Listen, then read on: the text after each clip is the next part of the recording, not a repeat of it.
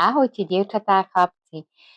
Dnes nastal čas, aby som vám porozprávala niečo o chate, ktorú plánujeme u nás v Turcii, čiže chata v Blatnickej doline, víkendový oddychovo-relaxačný pobyt s háčikom alebo ihlicami, no, ktorý sa bude konať 9.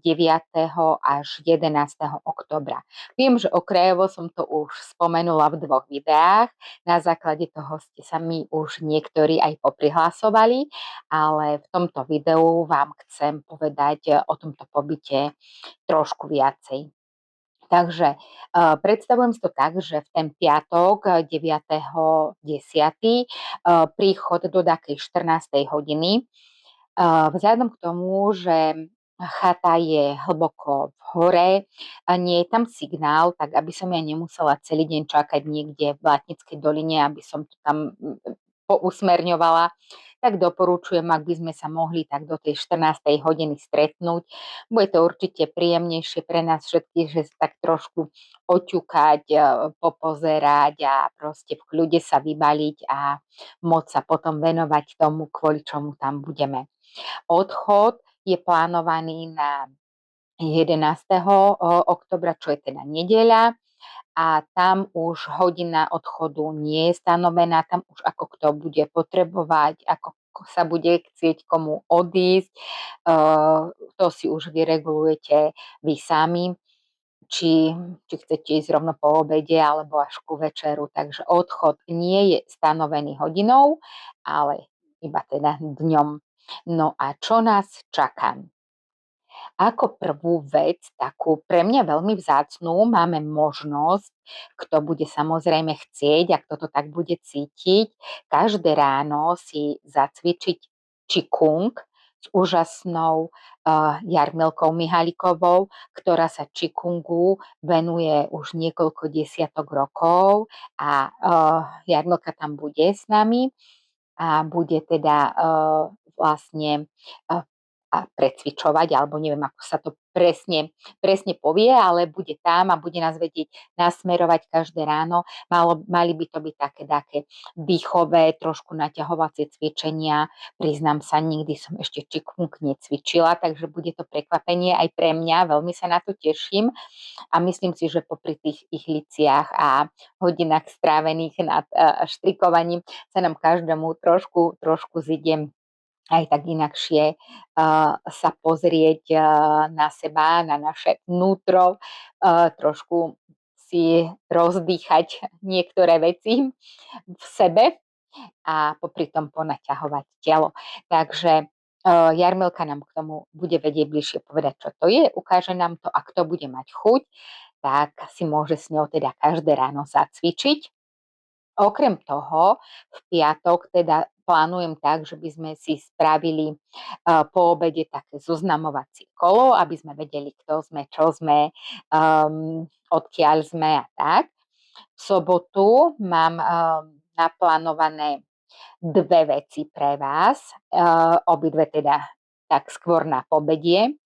Prvá je postenie s Ivetkou Vrabcovou. Kto z vás bol v Zuberci, tak presne vie, čo nás čaká. Kto nebol a nevie, kto je Ivetka Vrabcová, okrem toho, že je to postierka od nás z Turca, je to úžasná dáma, ktorá sa venuje plsteniu nielen z klasickej vlny, ale z rôznych prírodných materiálov. Dokáže z tých plstených vecí vyrobiť nádherné veci, nadčasové, či už oblečenie, šperky, doplnky do domácnosti. A Ivetka nám tam porozpráva niečo o tejto téme plstenia, o týchto vlastne rôznych spôsoboch a budeme si s ňou môcť vyskúšať suché plstenie. Takže na toto sa ja veľmi teším, lebo Ivetka je proste veľmi, veľmi šikovná a to, čo jej dokáže vyjsť z rúk, tak proste mne sa to veľmi páči. Práve preto som ju oslovila, či by mohla aj vám trošku predstaviť túto tému plstenia a porozprávať nám o tom, lebo s tým, že napríklad ja sa v rámci aj kurzu pradenia sme mali akože tak okrajovo spomenuté plstenie, aj sme si tam niečo skúšali, ale proste teraz som bola v Zuberci a keď som počula prednášku Ivetkinu a Olinky Daškovej, tak ja som bola úplne očarená tým, že čo všetko sa dá plstením dosiahnuť a čo všetko sa dá vyrobiť, na aký účel sa dá vlastne plstenie použiť. A som veľmi rada, že Ivetku som už predtým mala oslovenú, alebo sme sa už predtým dohodli, že príde na túto našu chatu a som rada, že nám tam bude môcť trošku túto tému plstenia priblížiť aj z takého jej pohľadu. No a Ivetka tam s nami bude potom celý víkend, takže my si môžeme to plstenie teda tú sobotu vyskúšať, aby sme ju zase neotravovali celý čas, ale tá sobota bude teda venovaná tomu plsteniu, takej tej prednáške a vlastne môžeme si teda vyrobiť niečo. A ďalšiu vec, ktorú ešte budeme mať v sobotu večer, bude tombola. Do tomboly nám prispela pár pradienkami tvorilka Ivka. Ja som niečo pripravila, takže nejaké drobnosti budeme mať aj do tomboly. No a nedeľa potom je vyslovene len o tom, že si môžeme sa teda pobaliť, poštrikovať ešte spoločne, porozprávať a tak. Mám teda, tá tombola je pre vás pripravená, a potom kto bude chcieť, môže sa ísť poprechádzať krásnou Blátnickou dolinou, popočúvať šum lesa, šum potvočika. Dá sa tam ísť na kratšiu, na dlhšiu prechádzku, ako to kto bude vidieť, ako to kto bude cítiť. Ak niekto bude cítiť len tak, že prišla som sem štrikovať a od ihlic sa nepohnem, tak bude sedieť a bude štrikovať. Ak to niekto bude cítiť tak, že wow, teraz som niekde inde, kde proste to až tak nepoznám, je tu krásna príroda, chcem ísť sa vonku nadýchať čerstvého vzduchu, tak pôjde von. Takže úplne neobmedzené možnosti tam máme, čo sa tohto týka. Jediné, čo máme obmedzené možnosti, sú, že nemáme tam signál a nemáme tam v tom prípade ani internet. Takže toto máme obmedzenie, ale zase na druhej strane si myslím, že je to veľký prínos, lebo nás nebude nikto otravovať a môžeme si v kľude poštrikovať. No a cena tohto pobytu je 100 €, takže v tej cene máme započítané dvakrát noc, trikrát deň a strava. Strava začíname v piatok večerou. Prepáčte, mňa zase svrbí nos. Vždy, keď natáčam video, jaj bože, nechcem sa hádať. V sobotu máme raňajky, obed, večeru a v nedeľu máme raňajky a obed. Strava bude domáca, budeme ju pripravovať priamo tam, takže všetko bude čerstvé, kvalitné. Okrem toho budeme mať k dispozícii z, z Blátnickej mliekárne tieto výrobky. Takže toto tam bude, donesieme taký koláčik upečený. No a ak budete chcieť mimo týchto hlavných chodov ešte niečo zobkať, tak nejakú maličkosť si môžete so sebou doniesť, ale v cene sú tieto. Čiže piatok večera, sobota raňajky, obed, večera a nedeľa raňajky, obed. Pomedzi to taký koláčik ešte máme a tie výrobky z Blátnickej mliekárne. A takisto ešte máme v tej cene nejaký ten materiál, ktorý budeme používať na to suché plstenie. No, takže si verím, že vás táto moja ponuka zaujala. Je to aj pre mňa prvýkrát, čo takéto niečo organizujem, ale veľmi som sa na to tešila a teším sa na to. Už po predchádzajúcich 2 videách, ktorých som len okrajovo spomenula, že tento pobyt v Turci bude.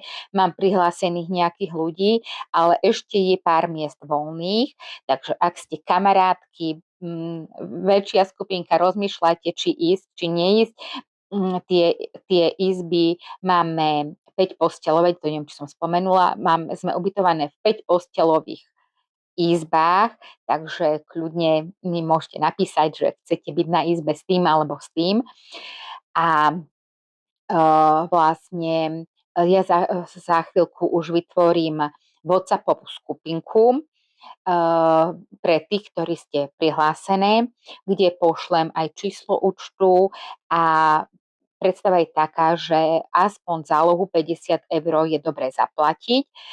Kto bude prihlásený, pošle mi zálohu, buď plnú sumu, alebo aspoň tú zálohu, tak viem, že s ním môžem rátať a vlastne má zabezpečenú teda tú posteľ, hej. Doplácať to tam budeme potom v hotovosti, takže ak tam doplatíte nám tú druhú časť peňazí, môžete na mieste. Kto chce zaplatiť plnú sumu, môže plnú sumu. A ja vlastne z tej plnej sumy aj nakúpime teda potraviny, suroviny, všetko by sme tam mali prichystané, lebo predsa len je to odtiaľ ďaleko do dediny. Tak dá sa tam prísť autom, to som vám ešte chcela povedať, dá sa tam prísť autom, ale je potrebné vyšší podvozok, takže po prípade, ak by niekto mal auto s nižším podvozkom alebo čo, vieme sa dohodnúť, to už všetko budeme riešiť potom v rámci tej konkrétnej skupinky.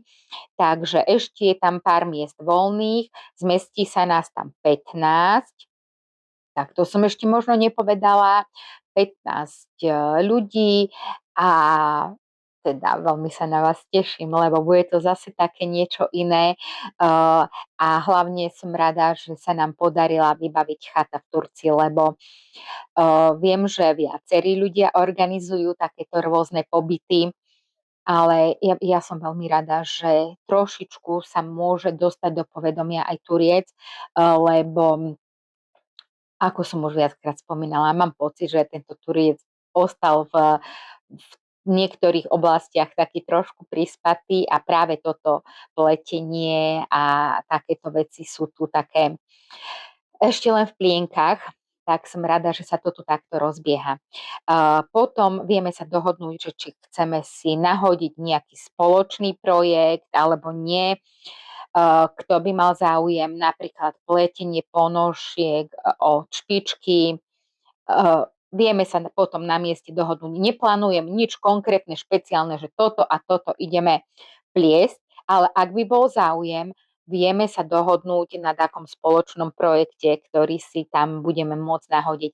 Zoberte si so sebou aj náhradné ihlice a mám pre vás samozrejme aj nejaké prekvapenia ešte, ktoré som vám nepovedala, takže že časť programu som vám povedala, ale ešte tam nejaké tie prekvapká aj drobné budú, ktoré som vám nepovedala, predsa vám neprezradím všetko rovno teraz do tohto videa a čo potom budeme tam robiť bez prekvapení.